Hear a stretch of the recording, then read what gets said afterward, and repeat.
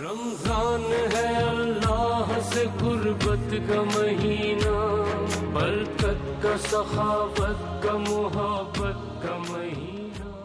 بسم اللہ الرحمن الرحیم۔ ناظرین گرامی قدر، السلام علیکم ورحمۃ اللہ۔ ماہ مبارک رمضان کی مناسبت سے سچ ٹی وی کے خصوصی پروگرام حکمت دعا کے ساتھ میں ہوں آپ کا میزبان امجد عباس، اور پروگرام میں میرے ساتھ موجود ہیں پاکستان کے معروف سکالر جناب سید ثاقب اکبر۔ علام صاحب، میں آپ کو پروگرام میں خوش آمدید کہتا ہوں۔ مہربانی حضور۔ ناظرین، ہم اس پروگرام میں دعا کے حوالے سے مختلف پہلوؤں پر بات کرتے ہیں۔ ابھی ہم ایک اور پہلو پہ بات کریں گے، انسانی زندگی کا۔ اگر ہم اسلامی حوالے سے دیکھیں تو مسلم ثقافت میں جو ایک مسلم دینی روایت ہے، اس کو اگر ہم دیکھتے ہیں تو ایک مسلمان کی زندگی کا آغاز بھی دعا سے ہوتا ہے اور اس کی زندگی کا اختتام بھی دعا سے ہوتا ہے۔ آپ دیکھتے ہیں بچہ پیدا ہوتا ہے، اس کے لیے نیک تمناؤں کا اظہار کیا جاتا ہے، اس موقع پر دعائیں مانگی جاتی ہیں اور اس طرح صدقہ دیا جاتا ہے۔ ایک مسلمان کی جب وفات ہوتی ہے تو اس موقع پر بھی دعاؤں کا خاص اہتمام کیا جاتا ہے، اور یہ عمل سبھی اسلامی مسالک کے ہاں لازمی قرار دیا جاتا ہے۔ یہ ایک آخری انسانی آپ کہہ لیں رسم ہے، ایک انسان کی وفات پا جانے کے سلسلے میں ایک دینی روایت ہے جس کا جو دعا پر مبنی ہے۔ ہم بات کرنا چاہ رہے ہیں نماز جنازہ کی، کہ ایک مسلمان جب وفات پا جاتا ہے تو آخر میں جس عمل کو انجام دیا جاتا ہے، جسے ہم نماز جنازہ کہتے ہیں، یہ بھی اپنی بنیاد میں اپنے مضامین کے اعتبار سے جو ہم اس میں پڑھتے ہیں دعا ہی ہے۔ علام صاحب، آپ کا بہت شکریہ۔ آپ اس حوالے سے ہمارے ناظرین کے لیے بیان کیجئے کہ یہ نماز جنازہ کیا ہے اور یہ کن امور پر مشتمل ہے، اور نماز جنازہ کو حقیقت میں دعائے جنازہ، ایک طرح کا دعائے میت کیوں کہا جاتا ہے؟ بسم اللہ الرحمن الرحیم۔ مفتی صاحب، ایک تو یہ کہ یہ موضوع نہایت ہی اہم ہے اور مسلمانوں کی زندگی کا ایک اہم یہ جز ہے، اور نماز جنازہ کو جو ہے آپ کو پتہ ہے کہ اس کو واجب کفائی یا فرض کفائی کے عنوان سے بیان کیا جاتا ہے سبھی مسالک میں۔ ہاں، سبھی مسالک میں، یعنی اتنے لوگ جو ہے وہ شریک ہوں نماز میں کہ جس کو کہا جائے کہ ہو گئی نماز جنازہ، وگرنہ ساری بستی یا سارے محلے یا سارے گاؤں والے جو ہے وہ گناہ گار قرار پائیں گے۔ یعنی اتنا اہم ہے اس کا مقدمہ آپ نے بہت اچھا باندھا ہے۔ میرے خیال میں اگر اس کو اس پہلو سے بھی دیکھا جائے کہ ایک طرح سے بڑے احترام کے ساتھ اور بڑی خوبصورتی کے ساتھ ایک مومن کو رخصت کرنے کا انداز ہے۔ ہاں، یہ بھی بڑی خوبصورت بات ہے کہ جیسے اللہ تعالیٰ کے حضور اس کو بڑے احترام اور دعا کے ساتھ، نیک تمناؤں کے ساتھ اسے ایک اگلی حیات کے لیے، نئی زندگی کے لیے اسے خدا حافظ کہا جاتا ہے۔ آپ دیکھیں کہ جیسے فوجی ہوتا ہے نا، مومن بھی مجاہد ہی ہونا چاہیے، جیسے فوجی ہوتا ہے نا، وہ مطلب کہیں شہید ہو جاتا ہے یا اس کی جان چلی جاتی ہے یا اس مشن میں وہ اپنی جان پیش کر دیتا ہے، تو فوج اس کو کیسے سلوٹ کے ساتھ اور کیسے اس کو پورے احترام کے ساتھ اس کو رخصت کرتی ہے۔ پوری دنیا میں اس کا رواج ہے۔ تو یہاں بھی ایک مومن کو اگر آپ دیکھیں تو اس کو کیسے رخصت کیا جاتا ہے، اس کو جو ہے وہ نہلانا، اس کو جو ہے وہ کفنانا، اس کو کفن دینا، پھر اس کے بعد اجتماعی طور پر دعا کرنا اور پھر اس کو دفنانا اور دعائیں کرتے ہوئے پھر یعنی اس قبرستان سے نکل کے آنا۔ تو میں سمجھتا ہوں کہ بہت ہی احترام دیا گیا ہے ایک مومن کے جنازے کو، اور بہت ایک وقار اور شان کے ساتھ اس کو جو ہے وہ رخصت کیا گیا ہے۔ اچھا، نماز جنازہ یہ بھی ظاہر کرتی ہے کہ ہمارا ایمان ہے کہ اس زندگی کا سلسلہ تو ختم ہو گیا اور ایک دوسری زندگی کا سلسلہ شروع ہو گیا۔ گویا اس کا بھی اظہار ہے کہ یہاں اس کا دفتر عمل بند ہو گیا، اب دعائی کی جا سکتی ہے اس کے لیے، یعنی اب وہ اس کے لیے عمل کی کوئی گنجائش نہیں رہی۔ اب یہ جو ہم پیچھے رہ گئے ہیں یا جو پیچھے رہ جاتے ہیں وہ اس کو دعا کا تحفہ جو ہے وہ بھیج سکتے ہیں۔ اچھا، اس سے یہ بھی ظاہر ہوتا ہے کہ مغفرت کی دعائیں مرنے کے بعد معنی رکھتی ہیں، ان کی یعنی ایک حقیقت رکھتی ہیں۔ تو اس سلسلے میں بڑی اہم بات اس لحاظ سے میرا خیال ہے۔ آپ بھی اس پہ کچھ کہیں کہ مر گیا ہے، فوت ہو گیا ہے، اور ہم اس کی بخشش کی دعائیں جو ہیں وہ کر رہے ہیں۔ ہاں یقیناً، جیسے کہ نماز جنازہ کے حوالے سے اور دیگر روایات میں بھی ہے جی جی کہ اگر ایک آدمی وفات پا جاتا ہے جی جی اور سارے لوگ مل کے اس کے لیے استغفار کی دعا کرتے ہیں، اللہ تعالیٰ سے مغفرت طلب کرتے ہیں اور یہ گواہی دیتے ہیں کہ اے اللہ تعالیٰ ہماری دانست میں یہ اچھا آدمی ہے، تو اللہ تعالیٰ بھی ان لوگوں کے حسن ظن کو دیکھتے ہوئے اسے معاف فرما دیتا ہے۔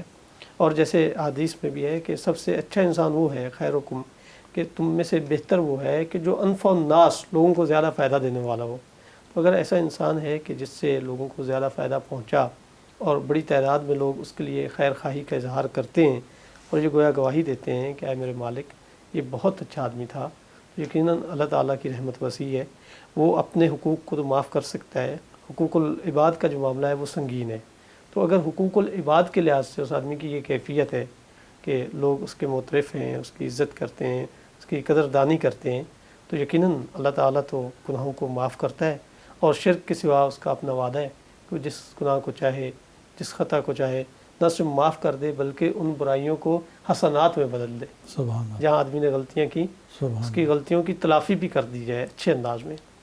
اچھا قبلہ، میں یہ بھی کہنا چاہوں گا کہ نماز جنازہ دراصل دعا ہی ہے، اچھا کیونکہ اس میں نہ اذان ہے، جی نہ اقامت ہے، نہ رکوع ہے، نہ سجود ہے، جی نہ تشہد ہے، تو یہ نماز جنازہ میں دعا ہی ہے، نماز جنازہ خود دعا ہی ہے۔ صحیح، یہ بڑا اہم نقطہ ہے، اس کو غور کرنا چاہیے کہ ہم اپنی دعاؤں کے سائے میں، اجتماعی دعاؤں کے سائے میں، اپنے اسلامی معاشرے کے ایک فرد کو سپرد خاک کر رہے ہیں سبحان اللہ، اور پروردگار کے حضور اس کو پیش کر رہے ہیں۔ بہت عمدہ نقطہ آپ نے بیان کیا ہے۔ جی اچھا قبلہ، اس میں دوسری بات یہ کہنا چاہتا ہوں کہ اس کی اگر عبارات جو نماز جنازہ کی رائج ہیں مسلمانوں میں، جی وہ ویسی ہی ہیں جیسی ہماری عمومی دعائیں ہوتی ہیں، جیسی ہم نے مختلف اس میں بیان کی ہیں، جو اس کے بنیادی عناصر ہیں، جی وہی بنیادی عناصر ہمیں نماز جنازہ میں نظر آئیں گے سارے مسلمانوں کے ہاں، یعنی چاہے وہ اہل حدیث ہوں، چاہے ہمارے ہاں احناف ہیں کثرت سے، یا شیعہ ہیں، ان کے ہاں جو کچھ بھی ہے یہ ٹھیک ہے، بعض جگہ پہ جاہری پڑھی جاتی ہے، یہ بعض جگہ پہ وہ یعنی مخفی طریقے سے ہاں جی، پڑھتے ہیں، اخفاء ہوتا ہے اس میں، یا بعض 5 تکبیریں تو بعض 4 ہاں، تکبیریں کہتے ہیں اس میں۔ لیکن اس میں اس کی روح جو ہے وہ ایک جیسی ہے۔ مثال کے طور پہ سب کے ہاں یہ ہے کہ شروع میں اللہ کی حمد و ثنا کی جائے، اللہ کی وحدانیت کو بیان کیا جائے، نبی پاک کی جو ہے وہ رسالت کی وہ گواہی دی جائے، جی تو اور دوسرا اس کا اہم عنصر یہ ہے کہ آپ ہم صلی اللہ علیہ آپ پر وسلم، درود جی بھیجیں، آپ کی آل پہ درود بھیجیں، کہ جیسا کہ ہماری نمازوں میں ہے جی ویسے درود ہم اس میں بھیجتے ہیں۔ جی اور اس کا تیسرا نقطہ یہ اہم ہے کہ ہم تمام مومنین و مومنات حاضر و غائب سب کے لیے ہم بخشش کی طلب کرتے ہیں، اور بعض لوگ اس میں ایک اضافی یہ کرتے ہیں کہ حاضر میت کے لیے بھی دعا کرتے ہیں، ورنہ کوئی اس میں اس لحاظ سے یہی اس کا کل ہے اور یہی اس کی شکل و صورت یہیں سے بنتی ہے، صحیح، کوئی جوہری فرق نہیں ہے۔ کوئی جوہری فرق جتنے نہیں۔ مسلمان نماز جنازہ پڑھتے ہیں جی اس جی، کی ترتیب میں، اس کی حیت میں، اس کے عناصر میں کوئی اس بڑا کے جو فرق نہیں ہے۔ مطالب ہیں اس کے اندر، جی یہ میں نے کہا ہے تو دعا ہی، جی دعا ہی ہے، اور اس میں عناصر بھی ایک جیسے ہیں۔ بہت ایک میں اگر آپ جی اجازت دیں یہ میں کہنا چاہوں گا کہ دعا، یہ جو نماز جنازہ کی دعائیں ہیں مختصر ترین بھی مروی ہوئی ہیں، جی یہ بہت آسان ہیں۔ اچھا، نماز جنازہ اگر ہم دیکھیں اس اعتبار سے کہ کتنا ضروری ہے، ایک مومن کو کتنا پڑھنا چاہیے، تو آپ فرمانا یہ چاہ رہے ہیں کہ اس کی مختصر دعائیں بھی ہیں، یعنی یہ جو فرض ہے، جو لازم ہے، وہ بڑا مختصر ہے۔ جی بالکل، آپ دیکھیں نماز میں بھی ہم اشہد ان لا الہ الا اللہ وحدہ لا شریک لہ واشہد ان محمدً عبدہ ورسولہ، یہ جو ہم پڑھتے ہیں، یہ اس میں اللہم صلی علی محمد و آل محمد، یا اللہم صلی علی محمد و علی آل محمد کما صلیت علی ابراہیم و علی آل ابراہیم انک حمید مجید، یہی اپنا نماز میں پڑھی جا سکتی ہے، یہ نماز جنازہ میں پڑھی جا سکتی ہے۔ ایک اضافی پھر رہ جاتا ہے کہ وہ جو مغفرت کی دعائیں ہیں. جی تو میرا یہ خیال ہے، میں یہ کہنا چاہتا ہوں کہ ہر مسلمان کو چاہیے کہ یہ مختصر سی دعائیں ہیں، اس کو یاد کرے. نماز جنازہ کوئی بہت ہی پیچیدہ مشکل طریقہ نہیں ہے اس کو پڑھنے کا. تو لہٰذا ہم ہر مسئلے میں مولوی صاحبان کو زحمت نہ دیں، یعنی ہم اس کو پروفیشنلزم کا شکار نہ کریں، کیونکہ ہم میں سے ہر ایک کو نماز بھی پڑھنا ویسے ہی واجب ہے ہمارے اوپر 5 وقت کی، جو اپنی شرائط ہیں اس کے ساتھ. تو پھر ہم نماز جنازہ آخر کار روز مرہ کوئی نہ کوئی واقعہ ہوتا رہتا ہے ہمارے ارد گرد، تو ہم کیوں نہ نماز جنازہ کی یہ مختصر سی عبارتیں ہیں اس کو یاد کریں. علامہ صاحب یہ آپ نے بڑی خوبصورت بات بیان کی ہے کہ نماز جنازہ میں در حقیقت ہم میت کے لیے دعا مانگ رہے ہوتے ہیں اللہ تعالیٰ کی بارگاہ میں. تو ہم سب کو اس دعا کو تو آنا چاہیے، اتنی دعا تو ہم سب مسلمانوں کو یاد ہونا چاہیے. مثلا بالخصوص جب مولانا صاحب بالجہر نہیں پڑھ رہے اور وہ آہستہ پڑھ رہے ہیں، تو اگر پیچھے والے آدمی نہیں پڑھیں گے تو وہ دعا میں کیسے شریک ہوں گے؟ تو ضروری ہے جہاں ہم اتنی عبارتیں یاد کرتے ہیں، اتنی چیزیں یاد کرتے ہیں، نماز کے مقابلے میں تو یہ بہت مختصر ہے. جی ہمارے لوگ ہیں نا کو کیمسٹری میں پی ایچ ڈی کر لیتے ہیں، فزکس پڑھتے ہیں، میتھ پڑھتے ہیں، الجبرا، کیلکولس اور کیا کیا چیزیں ہم اس میں پڑھتے ہیں. ہم فلسفہ پڑھتے ہیں، ہم سائیکالوجی پڑھتے ہیں، ہم اینتھروپالوجی پڑھتے ہیں، ہم کیا کیا نہیں پڑھتے. ہم میڈیکل سائنسز کو پڑھتے ہیں، ہم بہت کچھ پڑھتے ہیں. تو جب اتنا کچھ پڑھ کے، اتنی ضخیم کتابیں پڑھ کے ہم یاد کر سکتے ہیں، کتنے کتنے لائق فرزند بیٹے بیٹیاں ہمارے معاشرے میں موجود ہیں، یہ کیا چند عبارتیں ہم نہیں یاد کر سکتے؟ میرا خیال ہے کہ بہت آسان ہے، صرف توجہ کی ضرورت ہے. اگر نماز ہم یاد کر سکتے ہیں تو ایک آدھ جملہ اضافی ہے، ہم وہ بھی یاد کر لیں تو نماز جنازہ میں پڑھنا آ جائے. بالکل وجہ فرمایا آپ نے. نہ اس میں باقی رکوع ہے، نہ اس میں سجدے ہیں، کوئی لمبی چوڑی بھی نہیں ہے. جو فرض ہے وہ بڑی مختصر ہے، جیسے آپ بیان کر رہے ہیں کہ پہلی تکبیر کے بعد اللہ تعالیٰ کی وحدانیت اور نبی کریم صلی اللہ علیہ وآلہ وسلم کی نبوت کی گواہی ہے. دوسری تکبیر کے بعد آپ پر اور آپ صلی اللہ علیہ وآلہ وسلم کی آل پر درود و سلام ہے. اور تیسری کے بعد عام مسلمان سبھی، یعنی سبھی مسلمانوں کے لیے ایک عمومی دعا ہے، دعائے مغفرت ہے. اور جو لوگ اس کے بعد اختتام پذیر کر دیں وہ سلام پھر لیتے ہیں. اور جن لوگوں نے 5 تکبیریں کہنا ہوتی ہیں وہ اس کے بعد خصوصی دعا میت کے لیے پڑھتے ہیں. رام صاحب یہ میں آپ سے پوچھوں گا کہ وہ جو چوتھی تکبیر کے بعد 5ویں وہ جو تکبیر سے پہلے دعا پڑھی جاتی ہے میت کے لیے، وہ آپ بیان کیجئے کہ اگر کسی نے 5 تکبیریں پڑھنا ہوتی ہیں نماز جنازہ کی تو چوتھی تکبیر کے بعد کیا دعا پڑھتے ہیں؟ اس دعا کا مضمون کیا ہے؟ قبلہ میں پہلے یہ کہنا چاہتا ہوں کہ دیکھیں جو اہل سنت کے ہاں دعائیں کرائی جائے نا،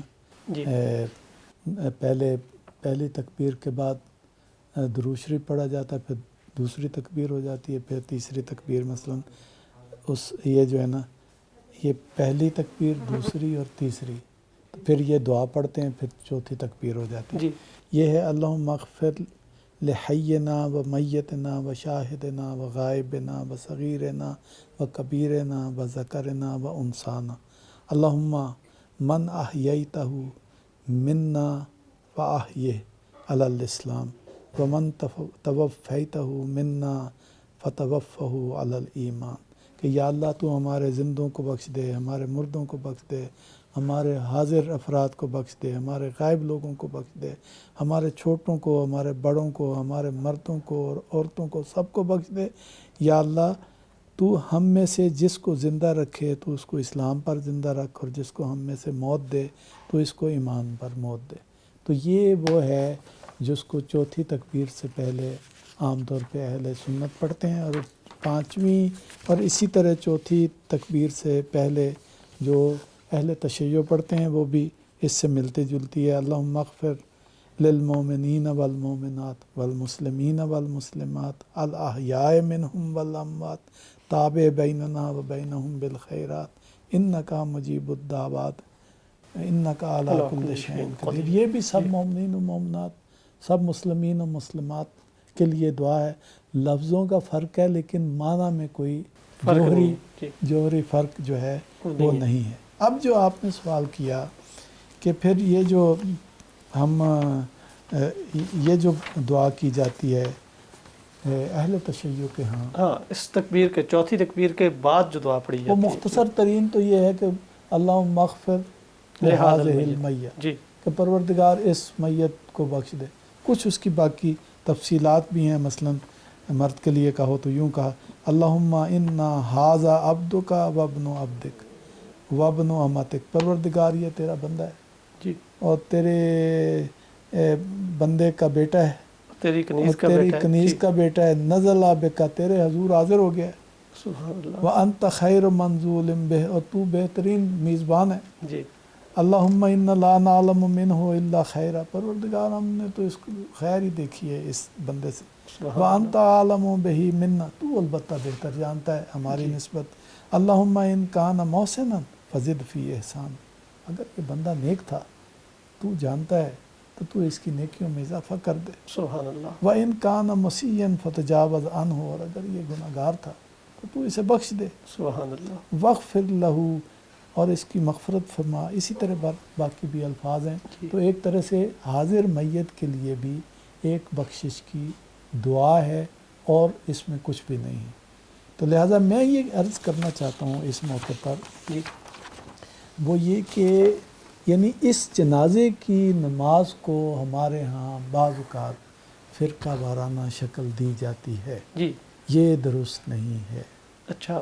کیونکہ میں نے ساری آپ کو عبارتیں بتا دیں جی کہ آپ دیکھیں وہ جو تشہد میں ہم پڑھتے ہیں اللہ کی وحدانیت کی گواہی ہے، نبی پاک کی رسالت کی گواہی ہے، پہلے مثلا وہ ہے، پھر اس کے بعد درود شریف ہے، جی پھر سب مومنین و مومنات مسلمین و مسلمان کی بخشش کی دعائیں. جی تو پھر ایک جملہ اضافی ہے، سمجھے کہ حاضر میت کو بھی پروردگار اس کو بخش دے. اس کے ذرا جملے آگے پیچھے کر لیں تو مفہوم اس کا بہرحال یہی ہے جی کہ پروردگار اس کو بخش. اس میں کون سی ایسی جب نماز ہے ہی دعا کے لیے جی اور آپ کھڑے بھی اس بندے کے لیے دعا بنیادی کرنے کے طور لیے. پر ہوئے ہیں کہ اس کو پروردگار بخش دے. اس میں ہم خواہ اس کو شیعہ سنی مسئلہ بنانا، میرا خیال ہے ہم محترم علماء اکرام کی خدمت میں بھی گزارش کریں گے کہ سب کے ایک دوسرے کے مسائل پڑھ لیں اور جی. فکر کر لیں، جی. لوگوں کو نماز سے جنازے کی ماہیت بتائیں، اس کی حقیقت بتائیں، اس کا پس منظر بتائیں، اور اس نماز جنازہ کو جب ایک مومن یا مسلمان دنیا سے رخصت ہو رہا ہے تفریق کا موضوع نہ بنائیں، بہت اس پیاری کو آپ نے بات آپس کی. میں جی ملانے کا موضوع بنائیں کہ سب نے مر جانا ہے، یہ دن جی. سب پر آنا ہے. اور ہمیں اچھے انداز سے دعا کر لینا چاہیے. ہاں جی. علامہ صاحب میری اپنی کوشش ہوتی ہے کہ اگر نماز جنازہ میں شرکت ہو، کئی بار لوگوں کو سمجھایا بھی ہے کہ دو جنازے کرنا فرقہ وارانہ بنیادوں پر یہ درست نہیں ہے. اگر آپ وہاں کھڑے ہیں اور وہاں 5 تکبیریں کہی جا رہی ہیں اور آپ 4 کے قائل ہیں تو آپ 4 پہ ختم کر دیں. اور اگر وہاں 4 پڑھی جا رہی ہیں اور آپ نے 5 پڑھنا ہے تو 4 کے بعد آپ دعا پڑھیے اور دعا پہ تکبیر کہہ دیجیے. جی اس میں تو کوئی مشکل نہیں ہے. جی جی تو یہ خواہ ایک طرح کا آخری موقع ہے جس میں اپنے لیے بھی، باقی مسلمانوں کے لیے بھی، مرحوم کے لیے بھی دعا کرنا ہے. اور کتنا بڑا عبرت کا موقع ہے کہ ہمارے سامنے ایک میت پڑی ہوتی ہے، ایک انسان پڑا ہوتا ہے، اور یہ موت وہ حقیقت ہے جس سے کوئی انکار نہیں ہے. اس موقع پہ بھی ہم نے اسے فرقہ وارانہ رنگ دیا ہوا ہے. پریشانی ہو جاتی ہے کہ اب کئی مقامات پہ تو 2 جنازے میں ہیں، اور کئی مقامات پہ یہ بھی ہمیں سننے کو ملتا ہے کہ اگر ایسے جنازے میں کوئی دوسرے مسلک کا شریک ہوگا تو نہ جانے اس کے ساتھ کیا ہو جائے گا. تو لوگوں نے اس کو بڑا تنازع کی شکل دے رکھی ہے. یہ المیہ ہے اس موقع پہ کہ جب ہم دیکھ رہے ہیں کہ اللہ کو مانتا تھا، اس کی توحید کو مانتا تھا، اس کے رسول کو مانتا تھا، قرآن کو مانتا تھا، آج یہ جنازے اور میت کی شکل میں میرے سامنے پڑا ہوا ہے. تو یہ تو واقعی عبرت کا مقام تھا، یہ تو کچھ سیکھنے کا موقع ہے. تو میرا یہ خیال ہے کہ اس جنازے کے موقع کو امت کے اتحاد کا وسیلہ بنانا چاہیے.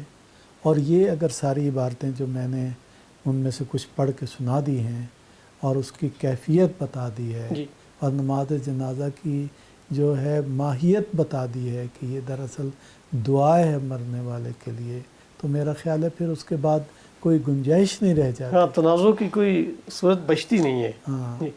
اچھا علامہ صاحب، اس موقع پہ ہمیں یہ بھی سوچنا چاہیے کہ یہ بندہ تو اللہ کے حضور جا رہا ہے، انا للہ و انا الیہ راجعون، اور ہمیں بھی اس کے حضور جانا ہے. جی بالکل. اور جیسے یہ بے بس ہوا پڑا ہے، ایسے ایک دن ہم نے بھی بے بس ہونا ہے.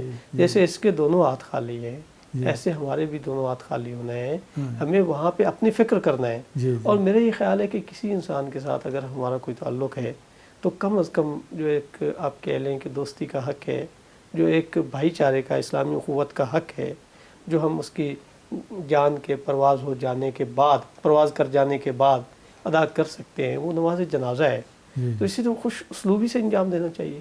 اس موقع پر اپنے لیے، اپنے باقی مسلمانوں کے لیے، خود میت کے لیے اللہ تعالیٰ کے حضور خشوع و خضوع سے ہمیں بھلائی طلب کرنا چاہیے، ہمیں خیر طلب کرنا چاہیے۔ تو اس موقع پہ ایک اور بات ہے کہ نبی پاک کے روایات میں آیا ہے کہ وہ مقروض کی نماز جنازہ ادا نہیں کرتے تھے۔ اچھا، تو یہاں پر بھی کہا جاتا ہے، ہمارے ہاں رواج ہے کہ جنازے پہ کھڑے ہو کے تو لوگ پوچھتے ہیں کہ بھی اگر کسی کا اس نے کوئی پیسہ دھیلا دینا ہے تو آپ بتائیں، تو ہم اس کو ادا کریں گے یا ہم اس کی ذمہ داری لیں گے۔ یہ سنجیدگی سے اس کام کو ہمیں کرنا چاہیے، چونکہ نبی پاک سے ہمیں یہ پیغام ملا ہے کہ قرض اپنے ادا، ویسے تو خود ذمہ داری زندگی میں پوری جدوجہد ویسے انسان کو خود کوشش کرنا چاہیے تاکہ وہ جو لوگ وہاں کھڑے ہو کے دعا مانگ رہے ہیں، اگر وہ یہ کہیں اللہم انا لا نعلم منہ الا خیر، کہ یعنی اے اللہ تعالیٰ ہم سوائے اچھائی کے اس میں کچھ نہیں پاتے، تو اس کا یہ مطلب ہے کہ انسان کو اس قابل ہونا چاہیے کہ اگر 10 بندوں کو بلایا جائے اور ان سے کہا جائے کہ آپ بتائیں، تو وہ بلا کسی جھجک کے، پریشانی کے یہ کہیں کہ اے اللہ تعالیٰ اس بندے میں سوائے اچھائی کہ ہمیں کچھ دکھائی نہیں دیتا۔ اس لیے انسان کو زندگی میں بھی کوشش کرتے رہنا چاہیے کہ وہ قرض وغیرہ اور جو واجبات ہیں انہیں ادا کرے، اور اگر اس کے پاس موقع نہیں ہے تو انہیں لکھ لینا چاہیے۔ وصیت کا آپشن بھی موجود ہے، وصیت کر سکتا ہے۔ دلوں میں قدورتیں ختم ہو جانی چاہیے بخشش کی۔ یہ بڑی اچھی بات ہے کہ انسان کے ساتھ دشمنی ہے تو زندگی تک ہونا چاہیے۔ جیسے اس کی وفات ہو گئی، اس کے ساتھ قدورتوں کی بات ہے، نفرتوں کی بات ہے، ان سب چیزوں کو ختم ہو جانا چاہیے۔ تو میرا خیال ہے نماز جنازہ کے اندر بہت سارا سبق جو ہے وہ ہمارے لیے موجود ہے، اور یہ بھی ہمیں سمجھ آ گئی کہ نماز جنازہ دراصل ایک اچھے انداز سے ایک مسلمان یا مسلمان عورت یا مرد کو رخصت کرنے کا خوبصورت طریقہ ہے، اور یہ دعا ہے اس کی مغفرت۔ علامہ صاحب آخری بات آپ کی اجازت سے میں یہ کہوں گا کہ میت کا احترام تو انتہائی زیادہ تاکید ہوئی ہے۔ یہودی کے جنازے کا احترام نبی کریم صلی اللہ علیہ وآلہ وسلم نے فرمایا، تو اگر ایک مسلمان کا جنازہ ہے اور ہم اس موقع پہ یہ جھگڑا کریں کہ اس کا نماز جنازہ یوں نہیں ہوگا، اس میں شریک نہیں ہونا، یہ قبرستان میں دفن نہیں ہو سکتا، تو یہ تو بڑی افسوسناک بات ہے۔ ہمیں کوشش کرنا چاہیے کہ ہم ان ہنگاموں سے، ایسے یعنی آپ کہہ لیں لوگوں کو دکھ دینے سے، تکالیف دینے سے اجتناب کریں، اور ہمیں تو نبی رحمت کے ماننے والوں کو تو خود رحمت ہونا چاہیے، صحیح بات، زندگی میں بھی اور زندگی کے بعد بھی۔ ایسا نہ ہو کہ لوگ کہتے پھریں کہ یہ اچھا آدمی نہیں تھا۔ تو یہ دعا کا جملہ بھی ہمیں متوجہ کرتا ہے کہ ہم اس قابل ہو جائیں کہ زندگی کے بعد بھی لوگ یاد کریں تو اچھے انداز میں یاد کریں۔ علامہ صاحب آپ کا بہت شکریہ، آپ نے قیمتی وقت میں دیا۔ ناظرین گرامی قدر، ہمارا پروگرام حکمت دعا اس کا وقت ختم ہوا چاہتا ہے۔ اسی کے ساتھ اپنے میزبان امجد عباس کو اجازت دیجیے۔ اللہ حافظ۔ رمضان ہے اللہ سے قربت کا مہینہ، برکت کا، سخاوت کا، محبت کا مہینہ۔